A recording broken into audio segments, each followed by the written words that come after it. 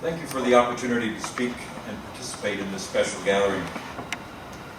With the fall of the Qing dynasty over 100 years ago, the rules protecting southern Mongolia grasslands from Han Chinese migration ended.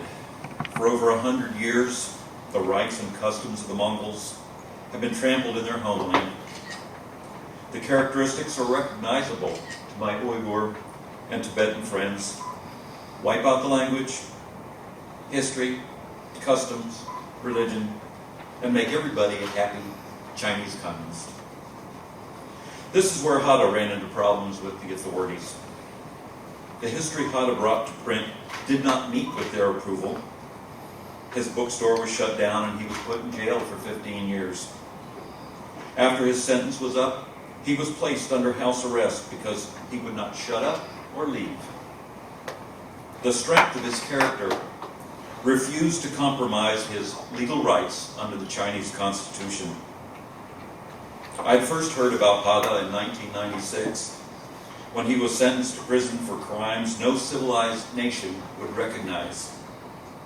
My southern Mongolian friends were active in the struggle against the Chinese Communist propaganda theme park in Florida, which closed in 2003 after 10 years, and it featured the so-called mausoleum of Genghis Khan and the Mongolian yurt exhibits to try to fool people into believing that everybody was happy under the yoke of Chinese communist oppression. The theme park also had exhibits representing East Turkestan and Tibetans, and they came to show support, as well as Taiwanese and quite a few Americans.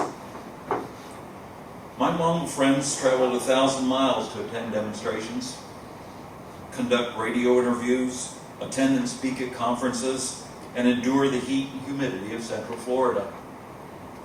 They were an integral part of shutting down the propaganda theme park. How can a school field trip seriously visit a theme park where Genghis Khan is identified as Chinese? Thankfully, I was also pulled into conferences, demonstrations, and a walk for Tibet into New York City, where my wife carried the IMPP flag. In 2008, I was privileged to assist in creating the Free Hatta website and eventually bringing the words of Hatta's wife, Shina, to the public in her own blog.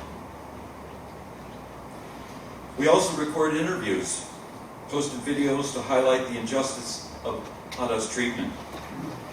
Let me finish up by saying that I pledge my support and efforts to see that all people regain their freedom from the tyranny of the Chinese Communist Party. Thank you.